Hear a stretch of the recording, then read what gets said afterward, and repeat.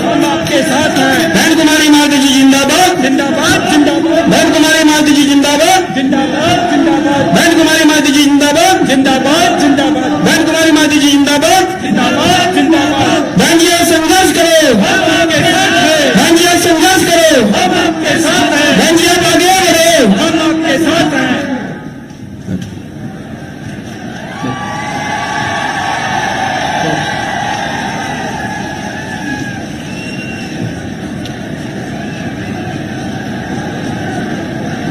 सम्मानित साथियों, जिस मसीहा का आपको इंतजार था, बहुजन समाज पार्टी की राष्ट्रीय अध्यक्ष, उत्तर प्रदेश की 4 बार रही मुख्यमंत्री, इस देश के गरीबों की मसीहा, सर्व समाज के मान और सम्मान, स्वाभिमान का प्रतीक, हम सबकी लोकप्रिय नेता आदरणीय बहन कुमारी मालती जी हरियाणा की धरती पर पहुंच चुकी है। आग्रह करता हूं सभी लोग तालियां बजाकर तालियों की गड़गड़ाहट से स्वागत करें।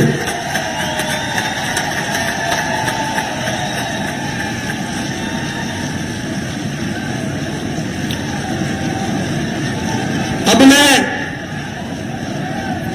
हरियाणा प्रदेश के प्रदेश अध्यक्ष भाई राजवीर सिंह सोरकी जी से आग्रह करूंगा कि आदरणीय बहन कुमारी मालती जी को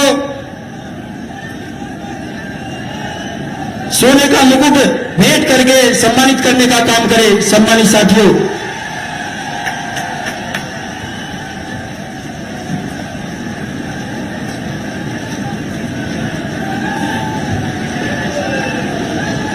बहन कुमारी मालती जी जिंदाबाद,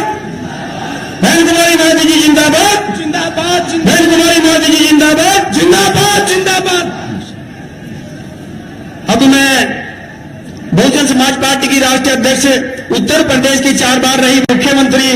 इस देश के गरीबों की मसीहा आदरणीय बहन कुमारी मालती जी से निवेदन पूर्वक आग्रह करता हूं कि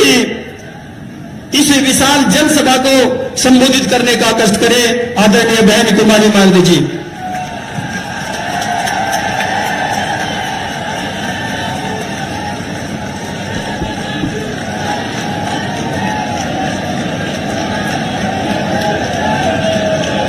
बीएसपी की इस चुनावी जनसभा में इकट्ठा हुए पार्टी के सभी छोटे बड़े पदाधिकारी एवं कार्यकर्तागण, आज आप लोग देश में व जहां आपके हरियाणा प्रदेश में भी लोकसभा के लिए हो रहे आम चुनाव में अपनी पार्टी के उम्मीदवारों के समर्थन में मुझे सुनने के लिए यहाँ इकट्ठा हुए हैं, तो उसके लिए मैं आप सभी लोगों का हार्दिक दिल से आभार प्रकट करती हूँ। वैसे आप लोगों को ये मालूम है कि हमारी पार्टी कांग्रेस, बीजेपी व अन्य किसी भी विरोधी पार्टी के साथ मिलकर नहीं, बल्कि अकेले ही खासकर यहाँ अपने गरीबों, मजदूरों, दलितों, आदिवासियों, पिछड़े वर्गों, मुस्लिम व अन्य अकलियतों के बलबूते पर ही ये चुनाव लड़ रही है। जो इनमें से पार्टी से जुड़े ये लोग अपनी पार्टी के उम्मीदवारों को जिताने में पूरे जी जान से लगे हैं। हालांकि आज आपके यहाँ इकट्ठा हुई भीड़ व भीड़ के जोश को भी देखकर अब मुझे भी ये काफी हद तक भरोसा हो गया है कि इस बार आप लोग इस चुनाव में यहाँ अपने प्रदेश से अपनी पार्टी का बेहतर रिजल्ट जरूर लाएंगे। इसके लिए अब मैं आप लोगों का ध्यान कुछ जरूरी बातों की तरफ दिलाना चाहती हूँ और इस संबंध में विशेषकर मैं कांग्रेस, बीजेपी व इनके अन्य सभी सहयोगी दलों के बारे में ये कहना चाहूंगी कि आजादी के बाद शुरू में केंद्र व देश के अधिकांश राज्यों में भी ज्यादातर सत्ता यहाँ कांग्रेस पार्टी के हाथों में ही केंद्रित रही है, किंतु इनके खासकर दलित, आदिवासी व पिछड़ा वर्ग विरोधी तथा अन्य और मामलों में भी रही गलत नीतियों व गलत कार्य प्रणाली आदि की वजह से ही फिर इस पार्टी को यानी कि कांग्रेस पार्टी को केंद्र व काफी राज्यों की भी सत्ता से बाहर होना पड़ा है तथा यही स्थिति इनकी सहयोगी पार्टियों की भी बनी रही है, जिस कारण ही फिर बीएसपी को बनाने की भी जरूरत पड़ी और अब पिछले काफी वर्षों से भारतीय जनता पार्टी व इनके सहयोगी दल केंद्र व अधिकांश राज्यों की भी सत्ता में काबिज हो गए। साथ ही इनकी भी ज्यादातर जातिवादी, पूंजीवादी, संकीर्ण, सांप्रदायिक व द्वेषपूर्ण नीतियों एवं कार्य प्रणाली आदि से तथा इनकी कथनी व करनी में भी काफी अंतर होने की वजह से ऐसा लगता है कि इस बार ये पार्टी भी केंद्र की सत्ता में आसानी से वापस आने वाली नहीं है, यानी कि भारतीय जनता पार्टी भी इस बार केंद्र की सत्ता में आसानी से वापस आने वाली नहीं है, बशर्ते यदि ये चुनाव इस बार फ्री एंड फेयर होता है तथा आम चर्चा के मुताबिक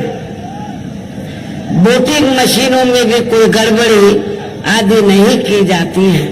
और वैसे भी इस बार चुनाव में इनकी कोई भी पुरानी व नहीं चल रही नाटकबाजी, जुमलेबाजी व गारंटी आदि काम में आने वाली नहीं है, क्योंकि अब देश की जनता काफी हद तक इस बात को समझ चुकी है कि इनकी पार्टी ने अब तक देश के विशेषकर गरीबों, कमजोर तबकों, मध्यम वर्गीय एवं अन्य मेहनतकश लोगों को जो इन्हें अच्छे दिन दिखाने के असंख्य प्रलोभन भरे वायदे किए हैं तथा अनेकों हवाई व कागजी गारंटी भी दी है, तो उनका जमीनी हकीकत में अभी तक भी इन्होंने लगभग 1/4 हिस्सा भी कार्य पूरा नहीं किया है, बल्कि इसके स्थान पर इनका ज्यादातर समय व ताकत भी या इनके अपने चहेते रहे बड़े बड़े पूंजीपतियों एवं धन्ना सेठों को ही ज्यादा से ज्यादा मालामाल व धनवान आदि बनाने में तथा उन्हें हर स्तर पर छूट देने व बचाने में ही लगी रही है, जिनके अधिकांश आर्थिक सहयोग से ही ये पार्टी व अन्य पार्टियां भी अपना संगठन चलाती हैं तथा चुनाव आदि भी लड़ाती हैं, जिसका काफी कुछ खुलासा बॉन्ड की आई रिपोर्ट से भी हो जाता है। इस संदर्भ में यहाँ मैं ये कहना चाहूंगी, अभी कुछ दिन पहले तो माननीय सुप्रीम कोर्ट ने बॉन्ड के संबंध में जो रिपोर्ट दी है और जो पेपरों में खबर छपी है, तो आप लोगों को ये मालूम है कि बीएसपी को छोड़कर कांग्रेस, बीजेपी व अधिकांश अन्य विरोधी पार्टियों ने इस देश के बड़े बड़े पूंजीपतियों व धन्ना सेठों से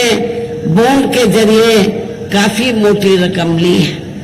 जिससे ये अपना संगठन चलाते हैं, चुनाव आदि भी लड़ाते हैं। लेकिन बहुजन समाज पार्टी एक ऐसी पार्टी है जिसने 1 रुपया भी किसी बड़े पूंजीपति व धन्ना सेठ आदि से नहीं लिया। इसलिए हमारी पार्टी जब भी चुनाव होता है, संगठन को चलाने के साथ साथ जब भी छोटा बड़ा चुनाव होता है, तो हमारी पार्टी ना तो संगठन को चलाने के लिए,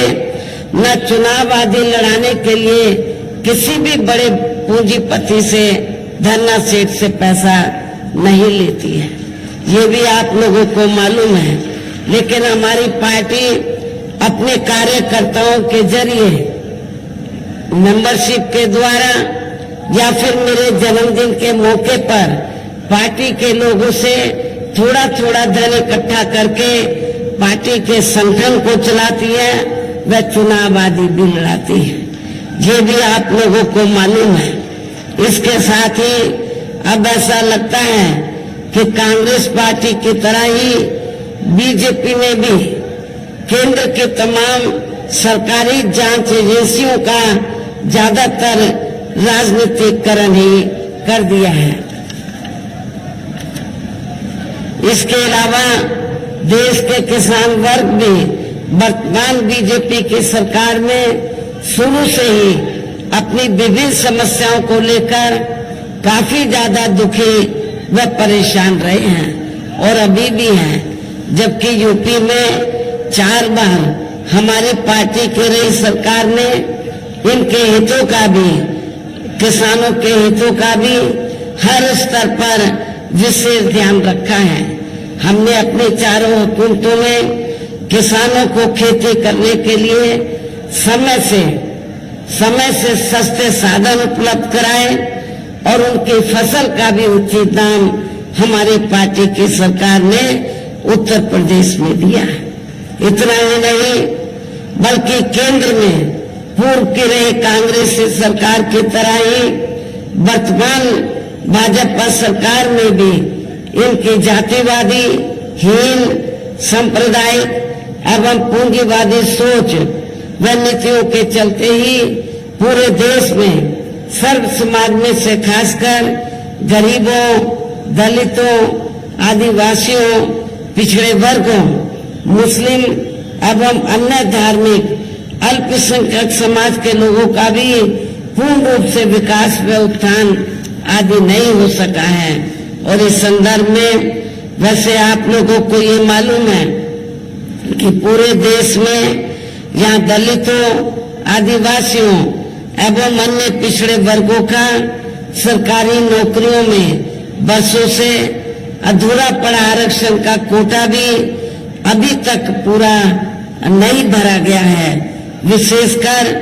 एससी व एसटी वर्गों के सरकारी कर्मचारियों का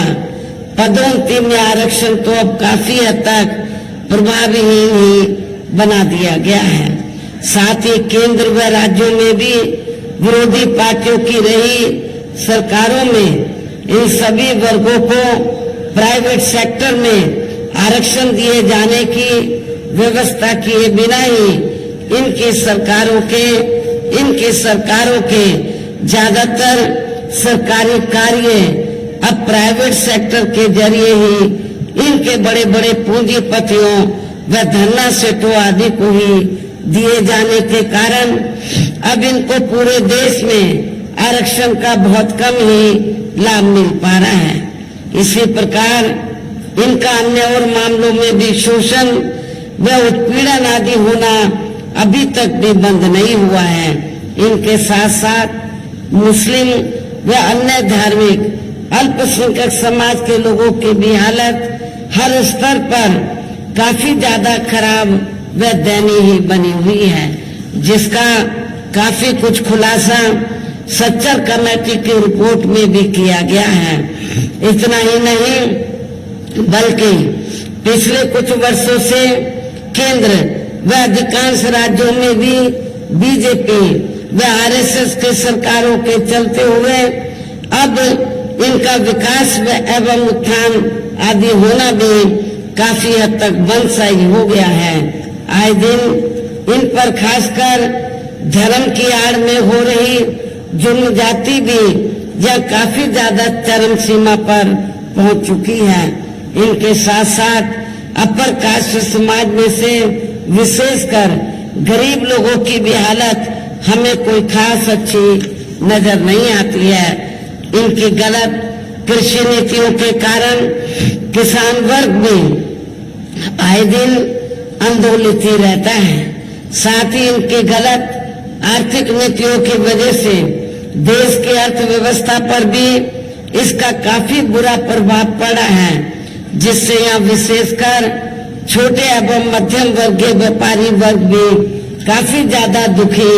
व परेशान है। और अब केंद्र में पूर्व की रही सरकारों की तरह ही वर्तमान भाजपा सरकार में भी यहाँ पूरे देश में गरीबी, बेरोजगारी एवं महंगाई आदि भी लगातार काफी ज्यादा बढ़ रही है। देश में हर स्तर पर फैला भ्रष्टाचार भी कम नहीं हुआ है। ऐसे में अब आप लोगों को देश में हो रहे लोकसभा चुनाव में कांग्रेस, बीजेपी व इनकी सहयोगी पार्टियों को भी केंद्र की सत्ता में आने से जरूर रोकना है। जिनकी गलत नीतियों व गलत कार्य प्रणाली आदि को आप लोग काफी हद तक आजमा भी चुके हैं। और अब ये विरोधी पार्टियां किस्म किस्म के साम, दाम, दंड भेद आदि अनेकों हथकंडे इस्तेमाल करके केंद्र की सत्ता में आने की पूरी कोशिश में लगे हुए हैं, जिनसे अपनी पार्टी के लोगों को हर स्तर पर काफी ज्यादा सावधान रहना है। और इस मामले में विरोधी पार्टियां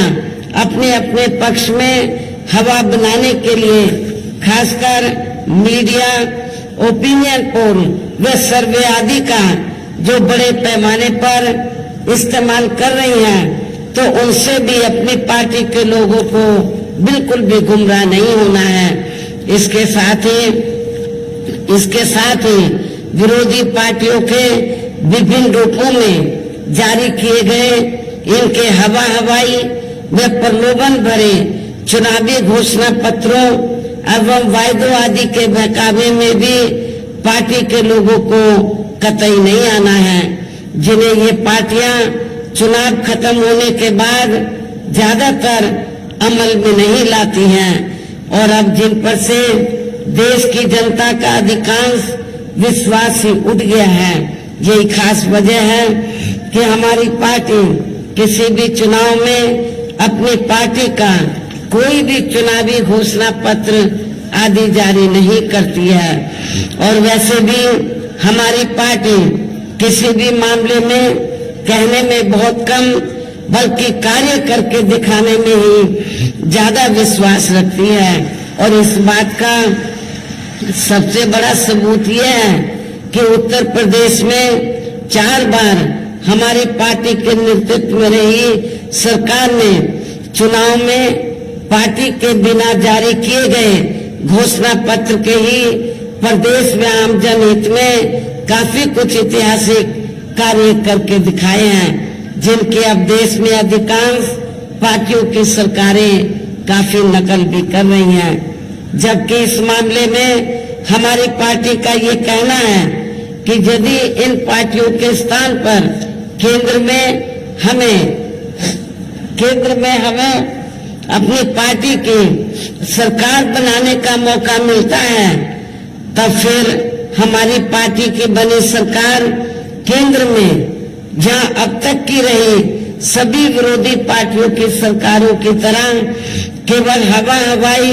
व कागजी कार्य आदि नहीं करेगी, बल्कि उत्तर प्रदेश की तरह ही जमीनी हकीकत में ठोस कार्य करके भी दिखाएगी। और इस संदर्भ में खासकर मैं ये कहना चाहूंगी, केंद्र द्वारा देश में पिछले कुछ समय से अति गरीब परिवारों को अस्थायी तौर पर फ्री में जो थोड़ी सी खाद्य सामग्री राशन आदि दी जा रही है, तो उससे इनका स्थायी तौर पर भला होने वाला नहीं है। लेकिन आपको ये भी मालूम है, जब असेंबली का चुनाव होता है और पार्लियामेंट का भी चुनाव अब हो रहा है, तो भारतीय जनता पार्टी और आरएसएस के लोग तो गांव-गांव में जाकर, जिनको ये फ्री में राशन देते हैं, गांव-गांव में जाकर ये लोग गरीब लोगों को ये कहते हैं, क्या कहते हैं कि बीजेपी ने, श्री नरेंद्र मोदी जी की सरकार ने आपको फ्री में राशन दिया है, आपने बीजेपी का, आरएसएस का, श्री नरेंद्र मोदी जी का नमक खाया है, इसलिए आप लोगों को ये अदा करना है। लेकिन मैं आप लोगों को ये बताना चाहती हूँ, गरीब लोगों को ये बताना चाहती हूँ, जिनको फ्री में राशन मिल रहा है, तो वो कोई बीजेपी अपनी जेब से नहीं दे रही है, आरएसएस अपनी जेब से नहीं दे रही है, और इतना ही नहीं, श्री नरेंद्र मोदी जी भी अपनी जेब से नहीं दे रहे हैं, बल्कि जनता जो टैक्स देती है, उस टैक्स के पैसे से आप लोगों को फ्री में राशन दिया जा रहा है। और वैसे भी सरकार विशेष ध्यान देगी। साथ ही देश में पिछले काफी वर्षों से आए दिन बढ़ रही गरीबी, बेरोजगारी व महंगाई आदि से भी जनता बहुत ज्यादा दुखी है, जिसे भी आर्थिक नीतियों में तब्दीली करके जरूर दूर किया जाएगा। धर्म की भी आड़ में पिछले कुछ वर्षों से खासकर मुस्लिम समाज के लोगों की द्वेष की भावना से जो इनका काफी ज्यादा शोषण व उत्पीड़न आदि किया जा रहा है, तो इसे भी जरूर रोका जाएगा। कहने का तात्पर्य ये है कि देश में इस समय हो रहे लोकसभा चुनाव में विरोधी पार्टियों के जारी किए गए उनके हवाई व प्रलोभन भरे चुनावी घोषणा पत्रों आदि के बहकावे में अब यहाँ खासकर देश के अति गरीबों, मजदूरों, बेरोजगारों एवं अन्य जरूरतमंद लोगों को बिल्कुल भी नहीं आना है। और अब इन्हें ऐसी सभी विरोधी पार्टियों को केंद्र की सत्ता में आने से जरूर रोकना है, जिनकी कथनी व करने में काफी अंतर रहा है तथा जिन्हें ये लोग बरसों से आजमा भी चुके हैं। ऐसे में अब मेरा यही कहना है कि आप लोगों को अपने खुद के व अपने प्रदेश एवं देश के भी हित में अपने वोटों को यहाँ कांग्रेस, बीजेपी व अन्य विरोधी पार्टियों को न देकर केवल अपनी एकमात्र हितैषी पार्टी बहुजन समाज पार्टी को ही देना है। जो ये पार्टी उत्तर प्रदेश की तरह ही केंद्र में भी अपनी पार्टी की सरकार बनने पर फिर पूरे देश में जहाँ अपनी पार्टी की सर्वजन हिताएं व सर्वजन सुखाय की नीतियों पर आधारित इस सरकार चलाएगी। इसके साथ साथ केंद्र से जुड़ी आपके क्षेत्र की जो भी स्थानीय समस्याएं होंगी, तो उन्हें भी फिर दूर करने का हर संभव पूरा प्रयास किया जाएगा। साथ ही यहाँ गरीबों, मजदूरों, बेरोजगारों, कर्मचारियों, किसानों, छोटे व्यापारियों एवं अन्य मेहनतकश लोगों के हितों का भी विशेष ध्यान रखा जाएगा। सर्व समाज में से खासकर दलितों, आदिवासियों,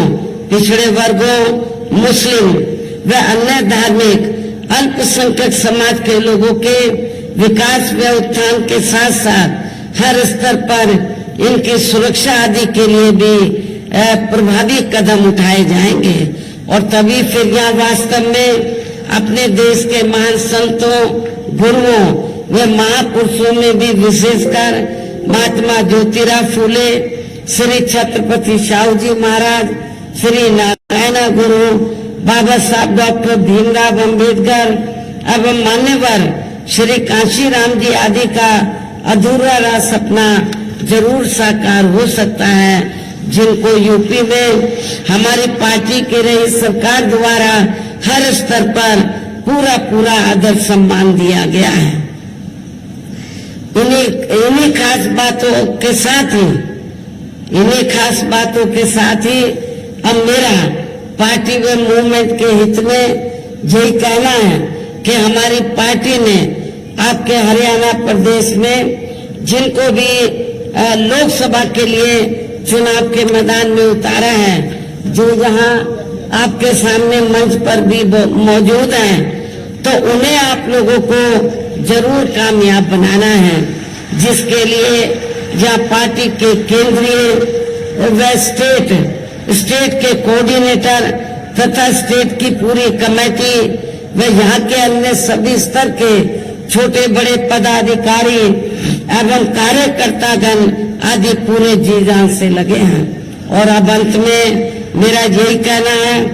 कि आप लोगों को वोट पड़ने वाले दिन या अपनी पार्टी के सभी उम्मीदवारों को पार्टी का जो चुनाव चिन्ह हाथी है, अपनी पार्टी का जो चुनाव चिन्ह हाथी है, तो हाथी चुनाव चिन्ह के सामने वाले बटन को दबाकर इनको भारी वोटों के अंतर से जरूर कामयाब बनाना है। इस खास अपील के साथ ही अब मैं अपनी बात यही समाप्त करती हूँ। जय भीम, जय भारत।